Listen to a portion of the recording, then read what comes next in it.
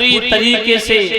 परीक्षित जी ध्यान रखना यज्ञपति महाराज, बड़ी रानी सुनीति रोने लगी अपनी सौत सुरुचि के पैर पकड़ के, कहने लगी बहन तू जो कहेगी वो करूंगी, तेरे पैर दबाऊंगी, भोजन बना के अपने हाथ से खिलाऊंगी, सारा काम करूंगी, तेरी कोख से कोई संतान पैदा होगी, कोई बच्चा पैदा होगा, मैं तेरे बालक को खिलाऊंगी। सुरुचि कहने लगी बाजी बा, बूढ़ी बिल्ली भक्तन बन के चिड़िया घर में रहना चाहती है, तुझे मैं लला दूंगी खिलाने को, मैं तुझे लला दूंगी खिलाने को, तू मेरे लला का गला घोंट के मार देगी, चला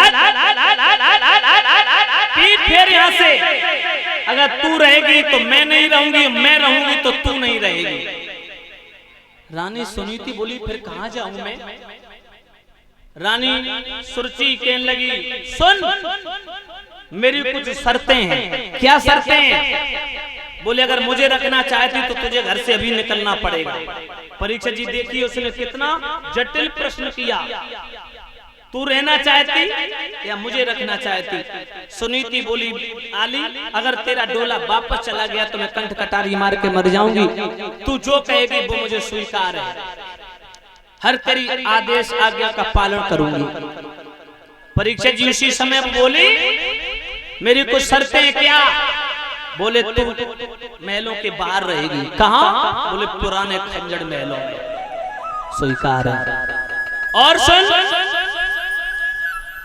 जो सुंदर वस्त्र आभूषण पहनती है, वस्त्र आभूषण पहनने को नहीं मिलेंगे। क्या मिलेगा? नील का लहंगा, गजी की साड़ी। और सुन, तुझे अटारी पर खड़े होकर के काग उड़ाने पड़ेंगे, चिड़िया और कौओं को उड़ाएगी।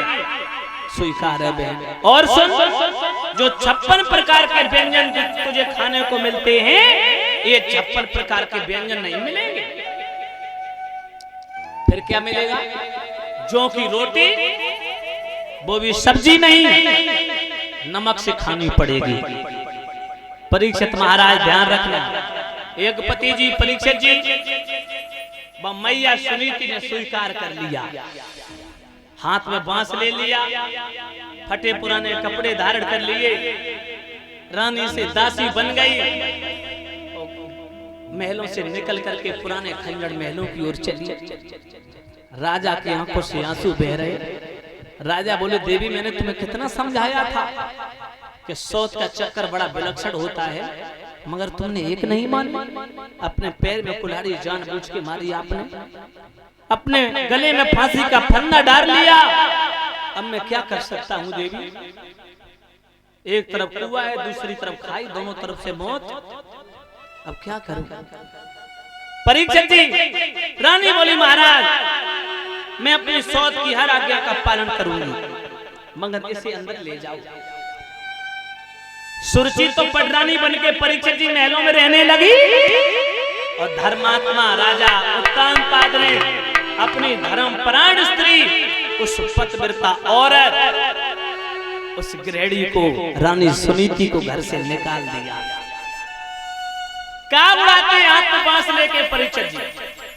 जो की रोटी मिलती है शाम को, वो भी सब्जी नहीं, नमक से।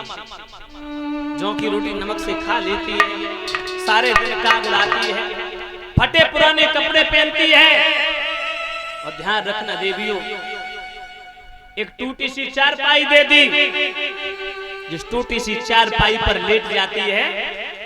लेकिन परीक्षित जी सड़े फटे पुराने कपड़े, वो जो ओढ़ने की रजाई है इतनी सड़ी हुई गुदड़िया है जिसमें इतनी बदबू आती है कि मैया को पूरी पूरी रात, सारी सारी रात हो जाती है, नींद नहीं आती है। बारिश समय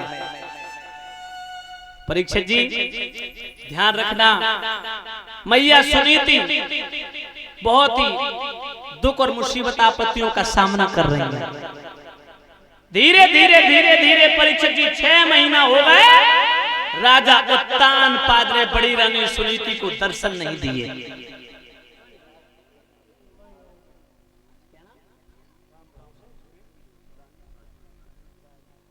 राम भरोसे पाल जी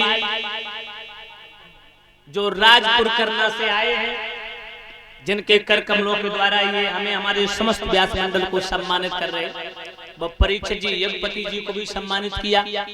भगवान सदैव इनके जीवन में मंगल में घड़ियां खिलती रहे, समाज का सम्मान प्राप्त होता रहे, माता लक्ष्मी धन दौलत से भंडार भरती रहे, सदा सर्वदा ठाकुर जी की ऐसी मनोकामना वृष्टि रही, ये कामना करेंगे। बोलिए गोविंद भगवान की।